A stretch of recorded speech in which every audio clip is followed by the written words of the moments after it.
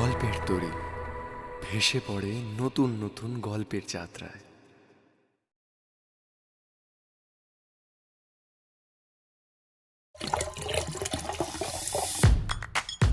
নমস্কার, আমি বৃষ্টি, গল্পের তরীর একজন মাঝিয়ার। আজ আপনাদের শোনাবো অমৃতা ব্যানার্জির লেখা ক্রিস্পি অ্যান্ড স্পাইসি। লেখিকার জন্ম মেদিনীপুর শহরে। তিনি পেশায় একজন তথ্য প্রযুক্তি ইঞ্জিনিয়ার। অমৃতার শৈশব এবং স্কুল জীবন খড়গপুর শহরেই কেটেছে। তারপর উনি ইঞ্জিনিয়ারিং পড়ার জন্য দুর্গাপুরে চলে যান। এরপর অমৃতা কর্মসূত্রে মাইশোর, হায়দ্রাবাদ এবং ব্যাঙ্গালোর শহরে থেকেছেন। বাংলা সাহিত্যের প্রতি লেখিকার বরাবর আকর্ষণ ছিল, তবে লেখালেখি শুরু করেন 2020 সালে। কিছু গল্প সংকলনে অমৃতার লেখা স্থান পেয়েছে। আন্তর্জাতিক ওয়েব পোর্টালেও তার লেখা প্রকাশিত হয়েছে। তার লেখা অন্ধকূপের দুয়ার ভেঙে গল্পটি এর আগে আমরা শুনিয়েছি। তাহলে শুরু করা যাক অমৃতার রান্নাঘরে পরিবেশিত আজকের রেসিপি টক ঝাল thriller crispy and spicy. Interlock দরজা খুলে ফ্ল্যাটে ঢুকে নিজের বেডরুমে চলে যায় লিলি। কাঁধের ব্যাগটা খাটের ওপর ছুঁড়ে দিয়ে আয়নার সামনে এসে দাঁড়ায়। রোজ বেশ কিছুক্ষণ আয়নার সামনে দাঁড়ানো ওর ছোটবেলার অভ্যেস। মনে হয় যেন নিজের ভিতর বাইরে স্পষ্ট হয়ে ওঠে। জীবনের ধারায় বইতে বইতে যখন নিজের সঙ্গে দূরত্ব তৈরি হয়, তখন এই সময়টুকুতে নিজেকে চেনেও। আজ অবশ্য ভিতর নয়, নিজের বাইরেটাই দেখছে লিলি। লিলির বয়স 35, সর্বাঙ্গে এখনো যৌবনের দীপ্তি, যেন সদ্য যুবতী। আজকাল সোশ্যাল মিডিয়া জুড়ে ওর বয়সী কিছু মহিলারা হতাশায় ঘেরা পোস্ট করে, যেন বয়সের ভারে ক্লান্ত, জীবন ধুঁকছে। মায়ের কথা মনে পড়ে লিলির। মা বলতেন, মনে কখনো বয়সের ছোঁয়াচ লাগতে দিবি না। বয়স একটা সংখ্যা মাত্র, তার সঙ্গে জীবন ও মনের গতির কোনো সম্পর্ক নেই। মা লিলির মতো সুন্দরী নন, তবে প্রাণের উন্মাদনায় তিনি সদা যুবতী। জীবনকে উপভোগ করার আগ্রহ তাকে অনেকের মধ্যে অনন্য করে তুলত। শেষবার যখন মায়ের সঙ্গে লিলির দেখা হয়েছিল, তখন তার বয়স 50 ছুঁই ছুঁই। তবুও কি অদ্ভুত প্রাণ শক্তি, প্রতিনিয়ত নতুন উদ্যমে জীবন শুরু করার আগ্রহ। মায়ের পথ অনুসরণ করে লিলিও বাঁচে, বয়সকে উপেক্ষা করে। বাঁচে কথাটা ভাবতেই অবশ্য ঠোঁটের কোণায় বাঁকা হাসি ফোটে তার। পরিচারিকা ও সর্বক্ষণের সঙ্গী সঙ্গীতা দরজার কাছে এসে বলে, কফি করি দিদি?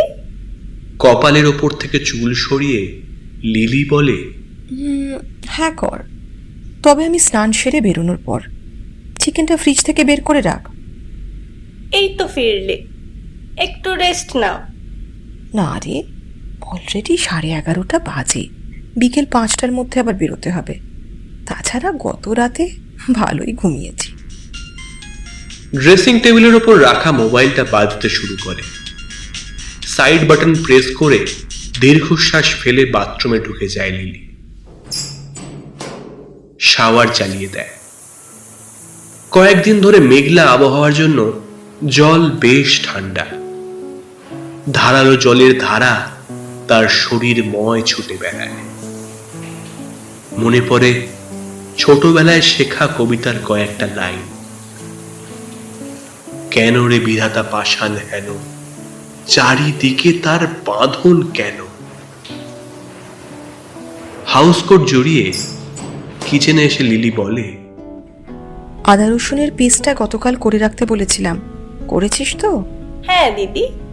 বলে একটা ছোট কাঁচের বাটি ভর্তি আদা রসুন বাটা লিলির দিকে এগিয়ে দেয় সঙ্গীতা। বোনলেস চিকেনের লম্বা লম্বা টুকরোর উপর রিফাইন্ড অয়েল, চিলি সস, গোলমরিচ গুঁড়ো আর ডিম দিয়ে ভালো করে ম্যারিনেট করে রিমি। দিদি, বিনা ডিমে চিলি চিকেন করা যায় না? বাঁ হাতে মগ তুলে ব্ল্যাক কফিতে এক চুমুক দিয়ে লিলি বলে, কেন হবে না, নিশ্চয়ই হয়।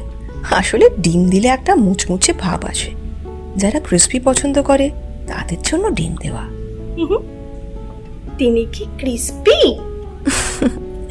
মিয়ানো মুড়ি যে নয় তা হলফ করে বলতে পারি। শোন, আধ ঘন্টা পরে চিকেনে 1 চামচ কর্নফ্লাওয়ার, 2 চামচ ময়দা, নুন, একটা ডিম, গোলমরিচ আর ভিনেগার দিয়ে ভালো করে মেশাবি। আমি ততক্ষণ সবজিগুলো কাটি। আরো ডিম আর গোলমরিচ? অবশ্য তোমার হাতে তো অতি সাধারণ রান্নাও দুর্দান্ত স্বাদ পায়। প্রয়োজনীয় সবজি ও চপিং বোর্ড নিয়ে ডাইনিং টেবিলের দিকে চলে যায় lily.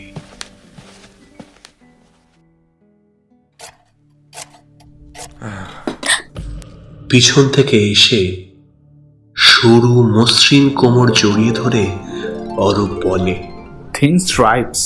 Amazing. It will make the dish more delicious. চমকে ওঠে রিমি। কপট রাগের ভাষায় বলে, অসভ্য, ছুরিটা স্লিপ করে গেল, আর একটু হলে হাত কেটে যেত। Oh, baby. বলে রিমির আঙুল ঠোঁটের কাছে নিয়ে চুমু দেয় অরূপ। ঝটকা দিয়ে হাত সরিয়ে রিমি বলে, ছাড়ো তো, সবজিগুলো কাটতে দাও। শুদ্ধ পেঁয়াজ কাটা হয়েছে, এখনো বেল পেপার, আদা, রসুন, লঙ্কা কাটা বাকি। পারফেক্ট রান্নার জন্য চপিং কতটা ইম্পর্ট্যান্ট তুমি জানো? লম্বা টুকরোর চিকেনের সঙ্গে সরু সরু করে কাটা সবজি দিলে তবেই পারফেক্ট টেক্সচার তৈরি হয়। ওকে শেফ, বুঝেছি। সময় নষ্ট না করে বলো তো, তোমাকে যে দুটো জিনিস আনতে দিয়েছিলাম তার কি হলো? এই যে প্রথম জিনিস। বলে রিমির দিকে স্প্রিং অনিয়ন এগিয়ে দেয় অরূপ। আর একটা? সানফ্লাওয়ার অয়েল ম্যারিনেটেড চিকেনে মিশিয়ে দিয়েছি। সোয়া, টমেটো আর চিলি সস এবং জল একসঙ্গে মিশিয়ে তার মধ্যে চিনি দিয়ে নাড়তে নাড়তে রিমি বলে, চিলি চিকেন তো খুব সাধারণ এবং প্রচলিত একটা খাবার। চৌধুরীদের জন্য আমি তো কিছু ইউনিক রাঁধতে পারতাম, তুমি চিলি চিকেনই কেন বানাতে বললে? ডুবো তেলে ম্যারিনেটেড চিকেনগুলোকে ভেজে রেখেছিল রিমি। একটা ভাজা চিকেনের পিসে কামড় দিয়ে অরূপ বলল, ফাটাফাটি, ক্রিস্পি, একদম ঠিক তোমার মতো। কথা শেষ করে রিমির দিকে তাকায় অরূপ। তার চোখের দৃষ্টি দিয়ে দুষ্টুমি ঝরে পড়ে। উফ, উত্তর দাও। আর একটা চিকেনের পিসে কামড় দিয়ে অরূপ বলে, চৌধুরীদার চিলি চিকেনের প্রতি ভালোবাসা তুমি জানো না। চিলি চিকেন দেখলে লোকটা বিশ্ব ভুলে যায়। একবার তো চিলি চিকেনে এতটাই মগ্ন ছিলেন যে রেস্টুরেন্ট থেকে বেরোনোর সময় গাড়ির চাবি আর ওয়ালেট ফেলে চলে এলো। পরে জিভ কেটে বলেছিল সব শালা ওই চিলি চিকেনের দোষ। আমি তোকে একসঙ্গে 4 প্লেট চিলি চিকেনও সাবার করতে দেখেছি।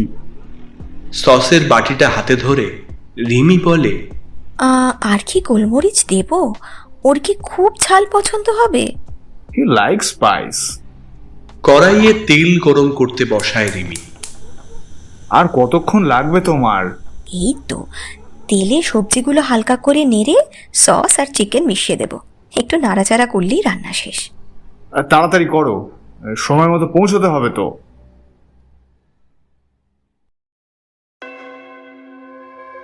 নরম মসৃণ হাত পেয়ে ক্রমশ ওপরের দিকে ওঠে একটা খসখসে বয়স্ক হাত।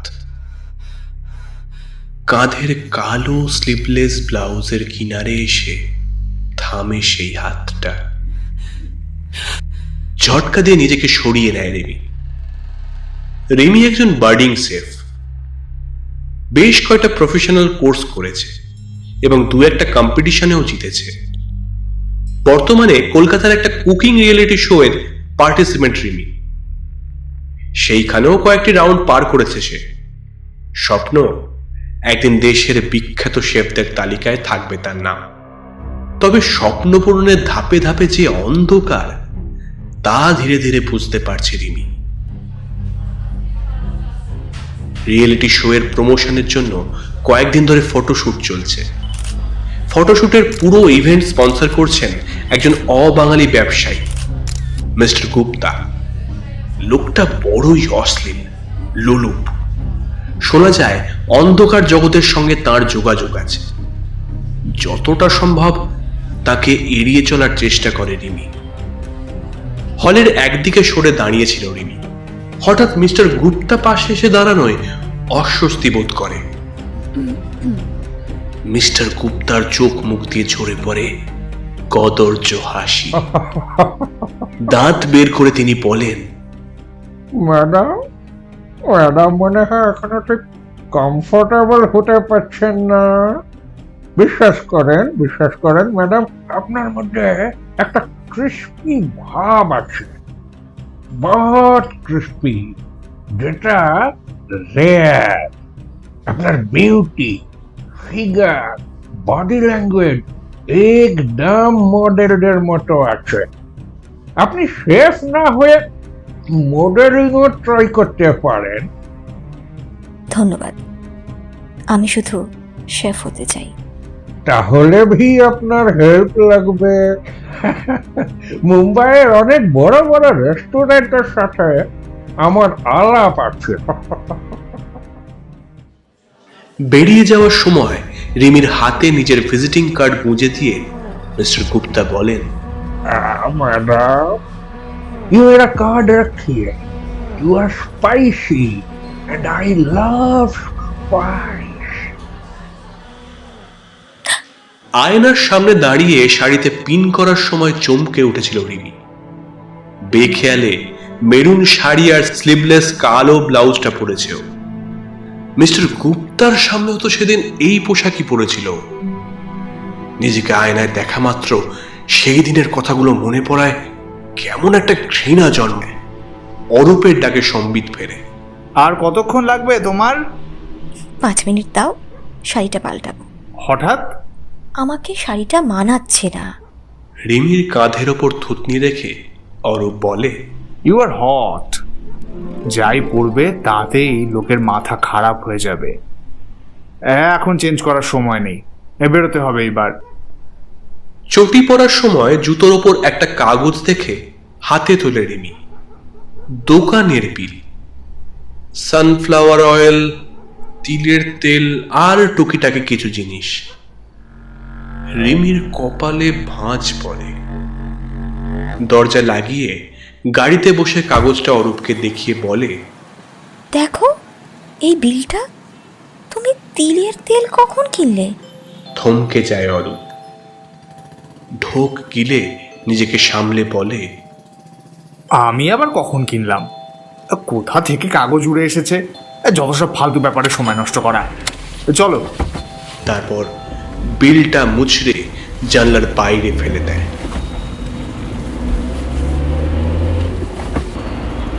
মিস্টার চৌধুরীর বাড়ির সামনে এসে দাঁড়ায় অরূপদের গাড়ি।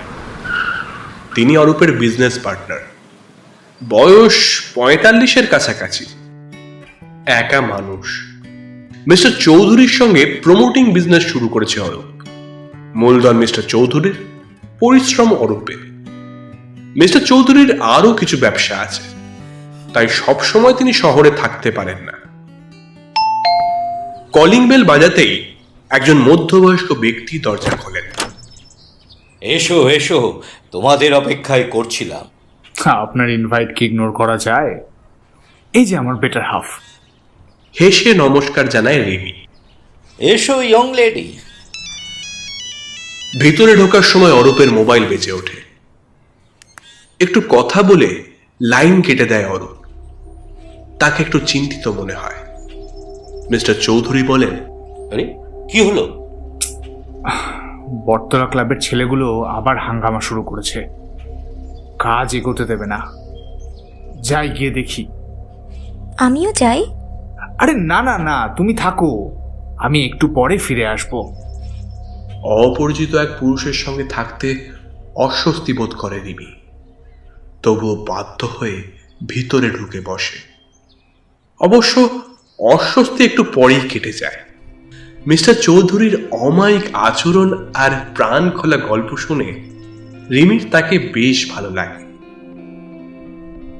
অনেকক্ষণ পরে ঘড়ির দিকে তাকিয়ে মিস্টার চৌধুরী বলেন, 2 ঘন্টা হয়ে গেল, অরূপ এখনো ফিরল না। মনে হয় ক্লাবের ছেলেগুলো ভালো জট পাকিয়েছে। চিলি চিকেন এনেছিলাম, শুনেছি আপনার ফেভারিট। খাবেন এখন? মিস্টার চৌধুরীর চোখ দুটো জল জল করে ওঠে। Of course, hot favourite. গরম করা জায়গাটা যদি একটু দেখিয়ে দেন। মাইক্রো ওভেনে চিলি চিকেন ঢোকায় রিমি। বাঙালি এই চিলি চিকেন নামক খাদ্যবস্তুটির কথা জানলো কেমন করে বলো তো? পুরো হেভেনলি। চিলি চিকেনের ইতিহাস সম্পর্কে 2 ধরনের কথা জানা যায়। সবচেয়ে প্রচলিত এবং আমার প্রিয় ইতিহাসটি আপনাকে বলি। এই চিলি চিকেনের জন্মভূমি কিন্তু কলকাতা। 8শ শতাব্দীতে চীনা ব্যবসায়ী টং এচিউ হুগলি নদীর তীরে এসে পৌঁছান। অনেকেই মনে করেন টং এচিউ বর্তমানে ভারতে বসবাসকারী চীনাদের প্রথম পূর্বসূরি। অবশ্য এই নিয়ে অনেক বিতর্ক আছে। যাই হোক, এই টং এচিউ বজবজ থেকে প্রায় 30 কিলোমিটার দূরে হুগলি নদীর তীরে বসবাস শুরু করেন। চীনের হাক্কা থেকে তিনি আরও মানুষকে নিয়ে আসেন এই বাংলায়। তার নামানুসারে জায়গাটির নাম হয় অ্যাচিউপুর বা বর্তমানে আচিপুর। কাজের প্রয়োজনে চীনারা আচিপুর থেকে চলে গেল কলকাতার ট্যাংরায়। এদিকে খাবারের ওপর চলতে থাকলো পরীক্ষা। 2 দেশের স্বাদকে একত্রিত করে নতুন স্বাদ তৈরির প্রচেষ্টা। ওই 1925 খ্রিস্টাব্দে অপরিবার টুঙ্গন চার্চ বিল্ডিংয়ের গ্রাউন্ড ফ্লোরে প্রতিষ্ঠা করে কলকাতার প্রথম চাইনিজ রেস্টুরেন্ট ন্যানকিন। এই ন্যানকিন রেস্টুরেন্টে বেঁচে যাওয়া চিকেনের সঙ্গে বিভিন্ন ধরনের চাইনিজ সস মিশিয়ে তৈরি করা হয় চিলি চিকেন। ফ্যান্টাস্টিক! একজন যোগ্য শেফ হওয়ার জন্য শুধু রেসিপি জানলে চলে না, জানতে হয় খাদ্যের ইতিহাস ভূগোল। তুমি একদিন সাফল্যের চূড়ায় উঠবে। অরূপের কাছে তোমার রান্নার কথা অনেক শুনেছি। হ্যাঁ, এবার টেস্ট করো। হ্যাঁ, গরম চিলি চিকেন মিস্টার চৌধুরীর দিকে এগিয়ে দেয় রিমি। তিনি 1 পিস মুখে তোলেন, তারপর বলেন, ভাষায় প্রকাশ করা অসম্ভব। গল্প করতে করতে আরো কয়েক টুকরো খাওয়ার পরে হঠাৎ মিস্টার চৌধুরীর চোখ মুখ কেমন যেন পাল্টে যায়, যেন শ্বাস নিতে কষ্ট হচ্ছে তার। হঠাৎ হাত থেকে পড়ে যায় প্লেট। রিমি ভয় পেয়ে গিয়ে বলে, আরে কি হলো আপনার? হাঁপাতে হাঁপাতে মিস্টার চৌধুরী বলেন, কি দিয়েছ রান্নায়? তিল। তিল? আমার তিলে অ্যালার্জি আছে। It's deadly. আমি রেস্টুরেন্টেও খাবার অর্ডার করার আগে বলে দিই, অরূপকেও বলে দিয়েছিলাম। তবু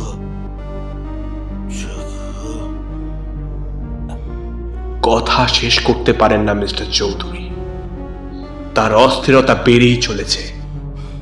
রিমি ভীষণ ভয় পেয়ে ওর হাত ঘষে, বুকে হাত বোলায়, জল খাওয়ানোর চেষ্টা করে, কিন্তু অল্প সময়ের মধ্যেই মিস্টার চৌধুরীর শরীর ঠান্ডা হয়ে যায়।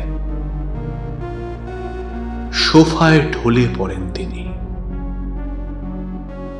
কিছুক্ষণ ডাকাডাকির পরে রিমি বোঝে মিস্টার চৌধুরী আর নেই।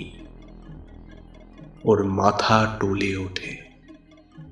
ভয় পেয়ে অরূপকে ফোন করে ও, কিন্তু প্রতিবার অরূপের ফোন সুইচ অফ পায়। রিমির মনে হয় মিস্টার চৌধুরীর মৃত্যুর সময় কেবল সে সঙ্গে ছিল, উপরন্তু চিলি চিকেনটাও সেই বানিয়েছে। সবাই তো তাকেই খুনি ভাববে। তাড়াতাড়ি মিস্টার চৌধুরীর বাড়ি থেকে বেরিয়ে ছুট লাগায় রেমি।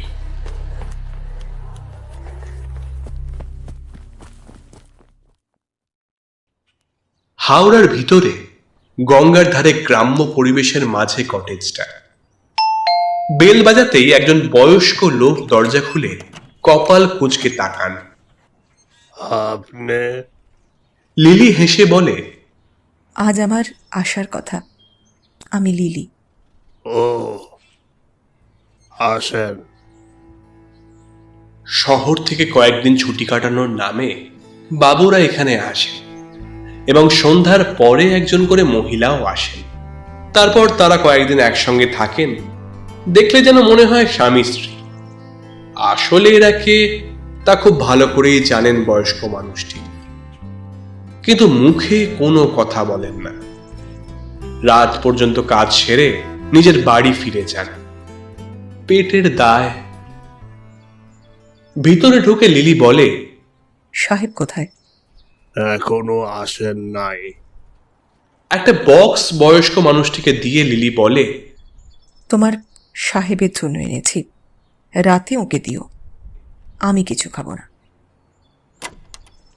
মাস্টার বেডরুমে ঢুকে আলো নিভিয়ে শুয়ে পড়ে লিলি। রাত 9টার দিকে কটেজে ঢুকে অরূপ বলে, সে এসে গেছে সুধীরদা? হ্যাঁ, ভিতরের ঘরে আছে। আপনার জন্য চিলি চিকেন বানায় এনেছেন, টেবলে রেখেছি। আরো অন্য খাবারও আছে, খেয়ে নেবেন। আমি তাহলে চলি।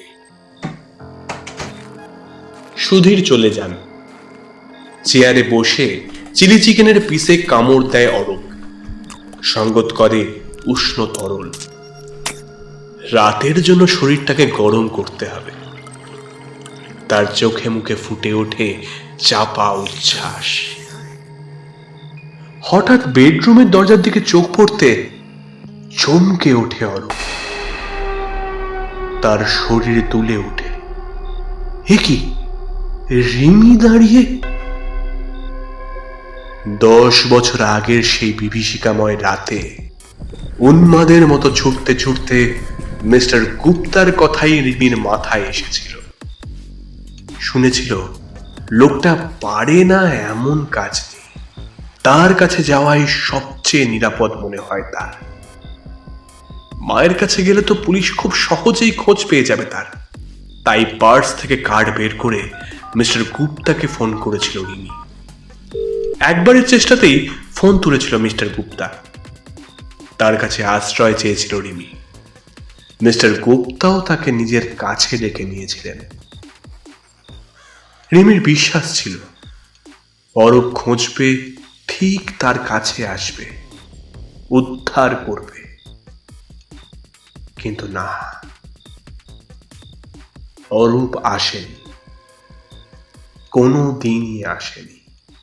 বরং বিপরীতে টিভিতে সম্প্রচারিত হয়েছিল খবরটা।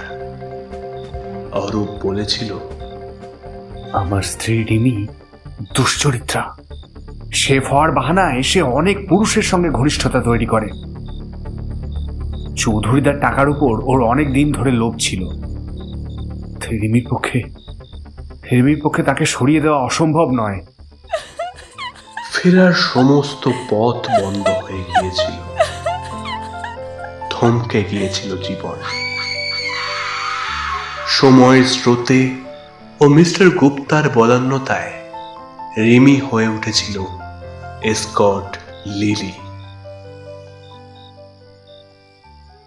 কাঁপা কাঁপা গলায় অরূপ বলে, তুমি?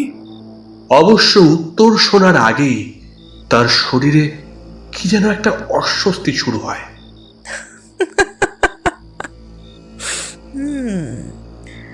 কষ্ট হচ্ছে। কি মিশিয়েছ খাবারে?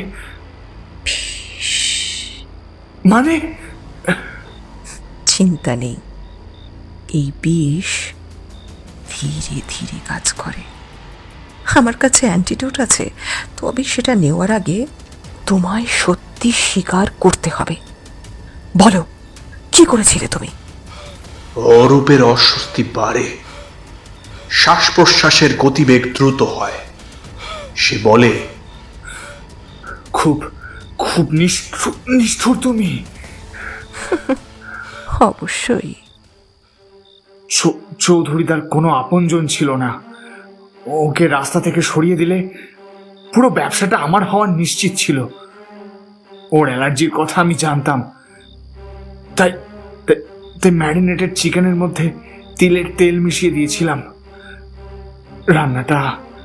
রান্নাটা তুমি করেছিলে, তাই সন্দেহের তীর তোমার দিকেই আসতো। ক্লাবের হাঙ্গামার বাহানায় চলে যাওয়াও আমার প্ল্যান ছিল, তোমাকে স্পটে একা রাখার জন্য। সব বললাম, এইবার তো ওষুধটা দাও। একটা ওষুধের পাতা অরূপের দিকে ছুঁড়ে দিয়ে লিলি বলে, বিষ খাওনি। তুমি হয়তো ভুলে গেছো যে তোমার পিনাটে অ্যালার্জি আছে। চিলি চিকেনে পিনাট পাউডার মিশিয়ে দিয়েছিলাম। অ্যান্টি অ্যালার্জিক খাও, ঠিক হয়ে যাবে। মুহূর্তের মধ্যে একটা ওষুধ মুখে পুরে দিয়ে ঢক ঢক করে জল খায় অরূপ। তারপর দীর্ঘশ্বাস ফেলে বলে, কি পেলে তুমি এমন করে? বাইরের দরজার কাছে দাঁড়িয়ে লিলি বলে ওঠে, তোমার মুখ থেকে সত্য শুনে তৃপ্ত হলাম। বেডরুমে যাও, ওই ওষুধটা খাওয়ার পরে তুমি একদিন বিছানা ছেড়ে উঠতে পারো না।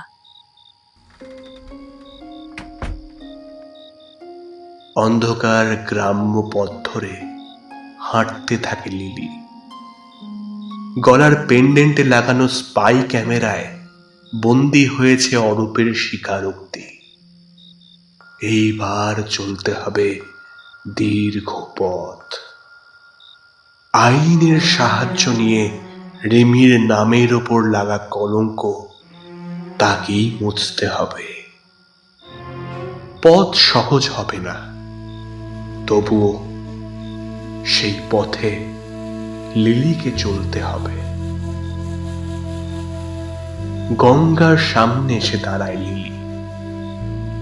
তার মনে প্রশ্ন জাগে, খুনের দায় থেকে সে মুক্তি পেলেও কলঙ্ক মুক্ত সে কি হতে পারবে কোনোদিনও?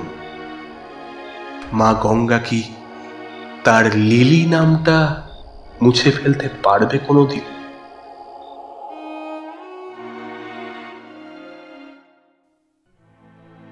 এতক্ষণ চেখে দেখলেন ক্রিস্পি অ্যান্ড স্পাইসি।